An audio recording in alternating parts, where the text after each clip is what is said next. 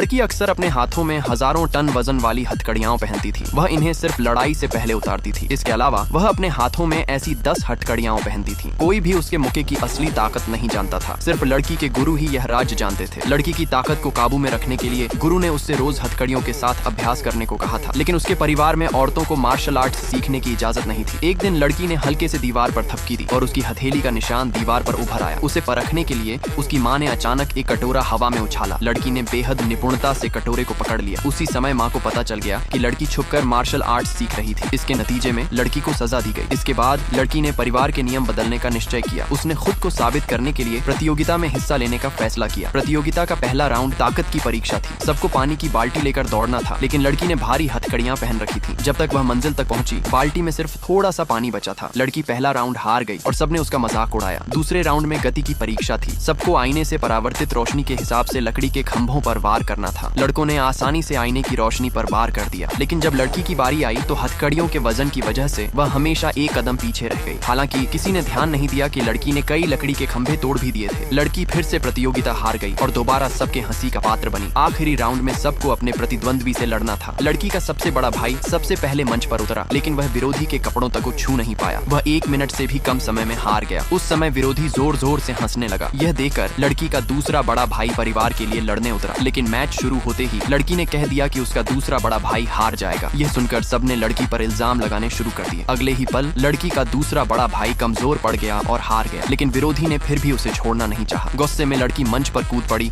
और विरोधी को गिरा दिया। उसने अपने भाई को मंच से उतार दिया। फिर उसने अपने हाथों की हथकड़ियां उतारी और जमीन पर फेंक दी। हर बार जब वह एक हथकड़ी रखती, जमीन कांप उठती। रेफरी उत्सुकता से आगे बढ़ा और हथकड़ियां उठाने की कोशिश की, लेकिन वह उन्हें उठा ही नहीं पाया। तभी विरोधी ने मुक्का उठाया और हमला करने वाला था, लेकिन लड़की ने बस हल्के से अपना हाथ हिलाया और अगले ही पल विरोधी के हाथ टूटने की आवाज गूंज उठी। विरोधी मानने को तैयार नहीं था और फिर से खड़ा हो गया। जब उसने दोबारा हमला किया, लड़की ने फिर से हाथ उठाया और अपनी ताकत सबको साबित कर दी।